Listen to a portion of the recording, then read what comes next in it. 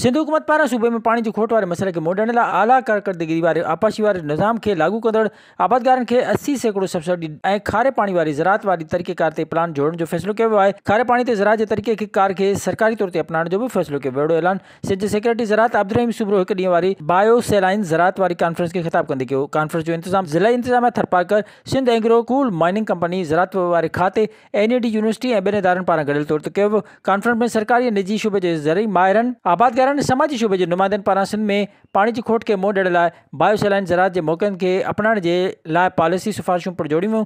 Secretary ज़राअत Abdur Rahim सुबरो इख़्तितामी इजलास खे ख़िताब कंदे चयो त सिंध में बायोसैलाइन ज़राअत खे अपनाइण जे लाइ कॉन्फ्रेंस जे सिफ़ारिशुनि ते अमल दरामद जी पॉलिसियुनि लाइ समरी सिंध काबीना खे उमाणी वेंदी। कॉन्फ्रेंस में सिंध ज़रई यूनिवर्सिटी जामशोर जे vice chancellor doctor Fateh Mari, NED university Karachi जे vice chancellor doctor Suresh Lodhi, Shaheed Allahbakhsh Soomro university of arts design and heritage Jamshoro जे vice chancellor Bhai Khan Shar, director institute of halophyte Karachi university doctor Bilqis Gul, ज़रई माहिरनि महमूद नवासिया, नबी बख्श सेठियो, SIP जे मुस्तफ़ा उजण, तुर्की जे अशोक यूनिवर्सिटी जे doctor Abdul Razzaq, human development foundation जे सोहेल अवान पिणु शिरकत कई, जॾहिं थर फाउंडेशन जे मोहसिन बबर कॉन्फ्रेंस जी कार्रवाई हलाई। विज़िट कयो अवामी आवाज़ मीडिया ग्रुप जी वेबसाइट awamiawaz.pk।